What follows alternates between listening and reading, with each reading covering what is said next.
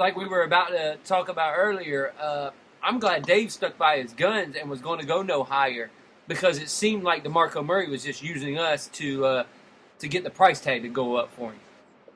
Yeah, that's what I mean. DeMarco Murray to me was one of those things where, like, if we got him, cool, but I just hope he didn't overpay because seeing as my family's all Cowboys fans, I've watched pretty much every Cowboy game last year. I know how DeMarco Murray is, and there was you could really credit that offensive line, but I mean, he is a good running back. Oh yeah, and he would have definitely helped Blake Bortles out for the right price. But again, I'm just glad Caldwell didn't overpay, and I mean, he could have potentially dodged a massive bullet. Well, only time will tell. Yeah. But I think Chip Kelly may wear him down a little bit. Chip Kelly's wearing down the whole NFL right now with all the junk he's doing.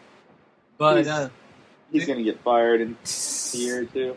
The last time a college coach, per se, came into the NFL and tried to bring in as many of his former players as possible and everything like that because they were good at running his system and they were familiar with him. It didn't work out too well. And I think everybody knows, probably listen, who we're talking about when Steve Spurrier went to the Washington Redskins. Didn't work out too well when you were dragging in all these former Gators and everybody to get to run your system and to run the team and everything like that. So I'm looking at it, and I'm warning Eagles fans. Chip Kelly may end up running y'all into the ground. And may end up, especially with him trying to do GM and coaching, it just comes across to me as way too much for a guy, especially on his first time. Oh, yeah. And they were like, well, look what he did in his first 2 years. His first 2 years, he wasn't really making no decisions. He was just going with what was there. But now he's having to make these decisions. And when you trade Nick Foles for Sam Bradford, and you give them a second-round pick along with Nick Foles, you're not really thinking about your long-term plans on what you're doing. That was one of the... What did you think about that trade? I mean, I'm not, like, massive on Nick Foles, but I'd much rather keep him along than Sam Bradford. Sam Bradford is probably going to get hurt again. And then once I saw the picks that were involved, obviously Philly fans thought they were getting the number 10 pick, which I knew all along. Yeah, that wouldn't happen. I mean, the Rams may be dumb, but they're not as dumb as the Eagles, and there's no way they were giving up that pick. And then it came out a second-round pick, which then Eagles fans started flipping. I don't know. Like I told our friend who's a Philly fan, I have no idea what Chip Kelly's doing, so I know for sure that Philly fans have no idea either. And when I really figured out he didn't know what he was doing is when he said actually a team had offered him a first-round pick for Sam Bradford. Yeah, I knew something was wrong with this man, and I knew very good and well that wasn't going to happen. So with that being said, and everything that's happened in this off season, and everything that's still to come, so far, what kind of grade do you give Dave Caldwell and Gus Bradley and the guys over at Everbank Field right now? What kind of grade would you give them as in getting this team better? I mean, I'm trying not to sound biased, but I mean, I'm just completely happy with everything that's happened so far. So I'd have to give them an A or a B. Obviously, things didn't go out like the perfect scenario didn't happen. That we didn't get McCourty and Cobb. Yeah. But everyone we got is a good fit. They're not done yet. I don't know. I have to just give them a really, really high passing grade because it seems like for once. I mean, I was excited last year for Bortles, but I knew it was going to be like a rough year. This is the year where I'm just excited to see progress. I bet my manager at work that we would have 8 wins, which might be asking for too much. But you never know. I don't think it is. I don't think you're pushing it, especially with our schedule that we have this year. We play the NFC South. We play the Bucks. Yeah, we play the South, and then we play our teams in our division. I'm not sure of the other division that we play, but I think it's one of the weaker divisions in the AFC. I think, is it the East we play this year? I think it may be the East, which all of a sudden the East has become really, really good. Yeah. Through free agency, yeah. No, the Titans aren't looking great at all. Like they they're might the potentially Titans. be the worst team in the league this year.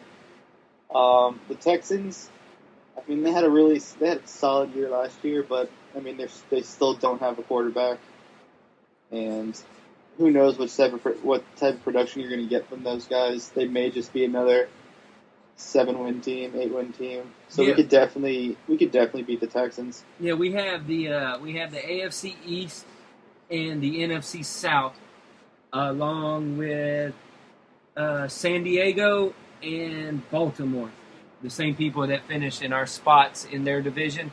We're going to be playing them as well, and our Buffalo game, of course, is over in London this year, a 9:00 game.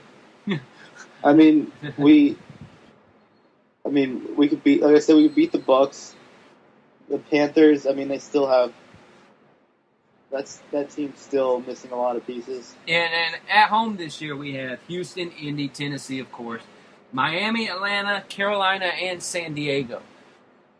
San Diego will be tough. But, I think San Diego is going to lose a little bit because they lost some players in this free agency, and really you haven't heard their names of gaining a lot of people back. So I think as long as Phillip Rivers is there, they're going to be a formidable foe. But a lot of these games are very much winnable. The NFC East, Atlanta's winnable. Yeah, oh yeah, definitely. And with the NFC East, the way they did things, though, they've become a little bit tougher. That whole division has gotten ridiculously tough. With New York making all their moves and Miami making their move. Well, Miami made one big move, but then they had to get rid of a lot of people to make the one big move.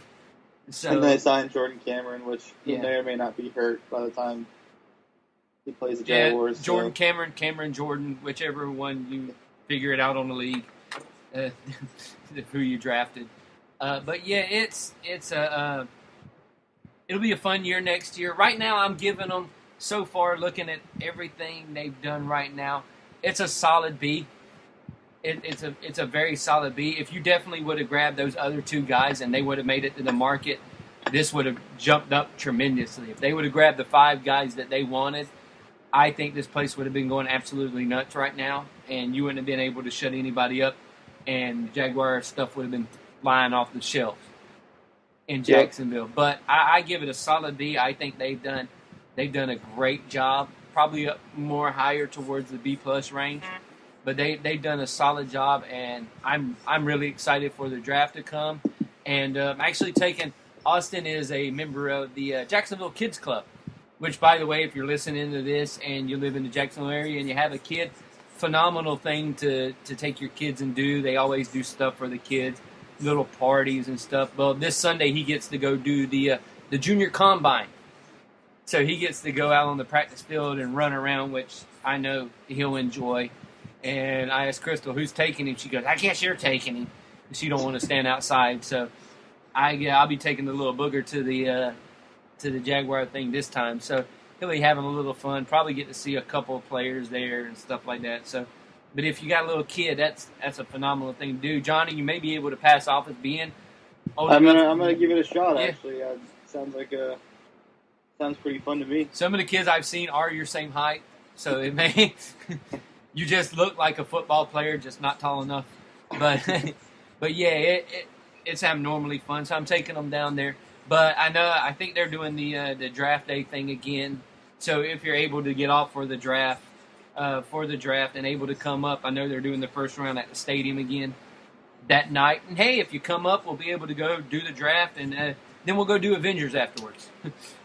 Now I could actually probably do that. Got a really flexible schedule at work now, so. Yeah, because I know Thursday they're doing the first round, and April 30th is when they're going to be doing they'll be doing the party down at the stadium again this year. Last year they didn't have it in the stadium like they usually do, but because of the scoreboard construction. But I'm pretty sure this year they're going to want to show off the scoreboards. So I think probably be having the draft party inside the stadium this year. Do they do the entire first round? Yeah, they do the whole first round, but usually everybody goes and watches the Jaguar pick, and then we all leave,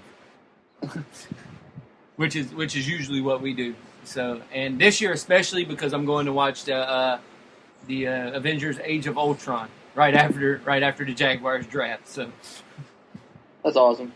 Yeah, I should be down for that. I'll let you know. All right, man. Yeah, just let me know. And this is going to conclude the Balls in Our Court podcast Jaguar edition.